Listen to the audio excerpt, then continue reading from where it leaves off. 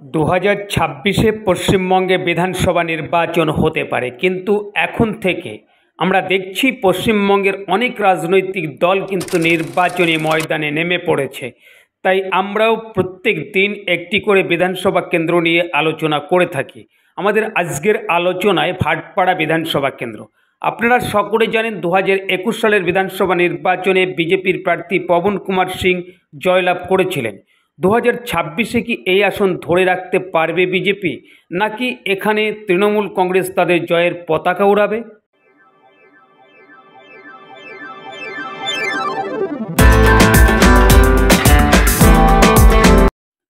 নমস্কার, আপনারা দেখছেন দিশা টিভি চ্যানেল, আপনাদের চ্যানেল। প্রতিদিনের মতো আজকেও এক প্রতিবেদন নিয়ে আপনাদের কাছে এসেছি।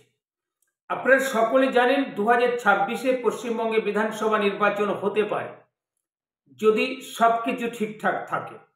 কিন্তু এই 2025-এ দাঁড়িয়ে আমরা দেখছি পশ্চিমবঙ্গে যেসব রাজনৈতিক দল তাদের প্রস্তুতি কিন্তু আরম্ভ করে দিয়েছে 2026-এর নির্বাচনকে সামনে রেখে। তাই আমরা প্রত্যেক দিন একটি করে বিধানসভা কেন্দ্র নিয়ে আলোচনা করে থাকি। আমাদের আজকের আলোচনায় যে বিধানসভা কেন্দ্র তার নাম ভাটপাড়া বিধানসভা কেন্দ্র। আপনারা অনেকেই জানেন যে এই ভাটপাড়া বিধানসভা কেন্দ্র থেকে অর্জুন সিং 4 বার জয়লাভ করেছেন। 2001 সালের বিধানসভা নির্বাচন, তখন পশ্চিমবঙ্গে বামফ্রন্টের শাসন চলছে। আর সেই 2001 সালে দাঁড়িয়ে এই ভাটপাড়া বিধানসভা কেন্দ্রে অর্জুন সিং তৃণমূল কংগ্রেসের প্রার্থী হয়ে জয়লাভ করেছেন। 2006 সালেও জয়লাভ করেছিলেন। তারপর আমরা দেখেছি 2016 সালের বিধানসভা নির্বাচন জয় পেয়েছে অর্জুন সিং। ঠিক 2019 সালের লোকসভা নির্বাচনের আগে অর্জুন সিং তৃণমূল কংগ্রেস ছেড়ে দিয়ে বিজেপিতে যোগদান করেছিলেন।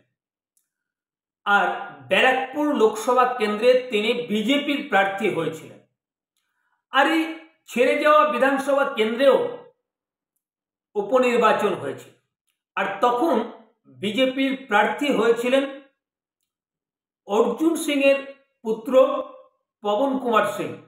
তিনিও উপনির্বাচনে জয়লাভ করেছিলেন। তারপর গঙ্গা দিয়ে অনেক জল গড়িয়েছে, আপনারা সকলে জানেন।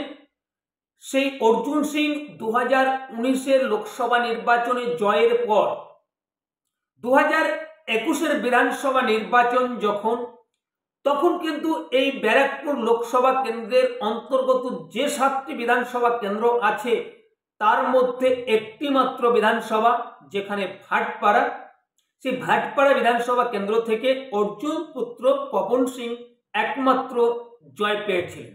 আর 6টি বিধানসভা কেন্দ্রে বিজেপির পরাজয়ের মুখ দেখতে হয়েছিল। তারপর অর্জুন সিং এর আবার তৃণমূলে ফিরে যাওয়া, তৃণমূল কংগ্রেসের যোগদান করা। তারপর 2024-এর লোকসভা নির্বাচনের আগে যখন অর্জুন সিং দেখেছিলেন তার নাম তৃণমূল কংগ্রেসের টিকিটে নেই, তখন কিন্তু তিনি বিজেপিতে যোগদান করেছিলেন, বিজেপির প্রার্থী হয়েছিলেন 2024-এর লোকসভা নির্বাচনে। এবং ব্যারাকপুর লোকসভা কেন্দ্র থেকে সেই অর্জুন সিংকে পরাজয়ের মুখ দেখতে হয়েছে। এখনো তিনি বিজেপির নেতা, প্রাক্তন বিজেপির এমপি। এবার কি হতে পারে 2026-এ এই ভাটপাড়া কেন্দ্রের সম্ভাব্য ফলাফল? অনেকে যেটা বলে থাকেন যে অর্জুন সিং এর নিজস্ব একটা ভোট কিন্তু ব্যারাকপুর অঞ্চল এবং ভাটপাড়া বিধানসভা কেন্দ্রে আছে।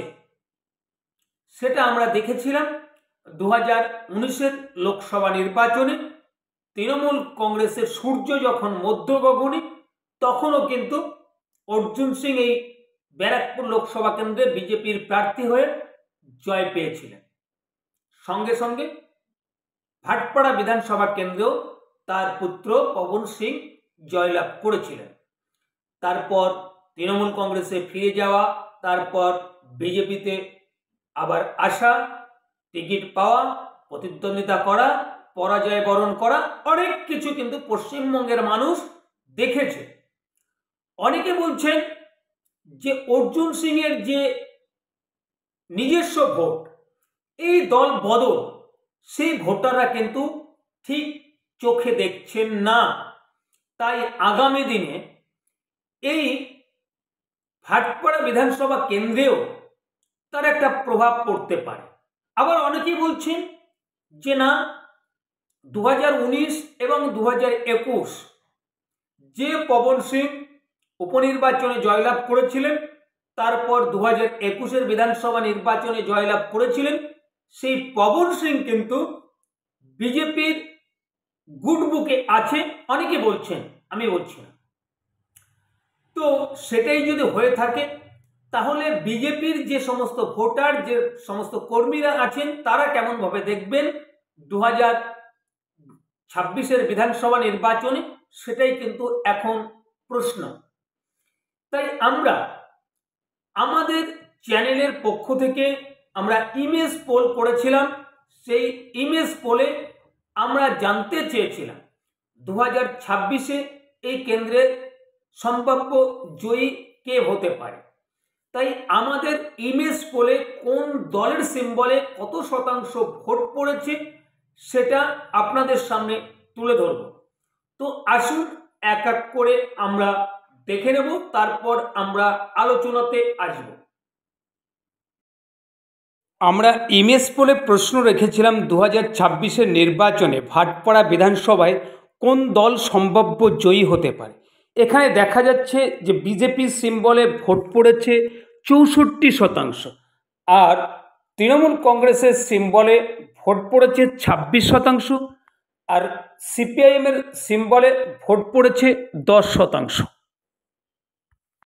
আমাদের ইমেজ পোল আপনারা দেখে নিয়েছেন। এবার আলোচনাতে আসি যে বিজেপিকে যদি এখানে জয় পেতে হয় তাহলে কি করতে হবে। দেখুন, এই কেন্দ্রে যে সকল ভোটাররা বসবাস করেন তাদের মধ্য থেকে 23% মতো সংখ্যালঘু ভোটাররা বসবাস করে থাকেন।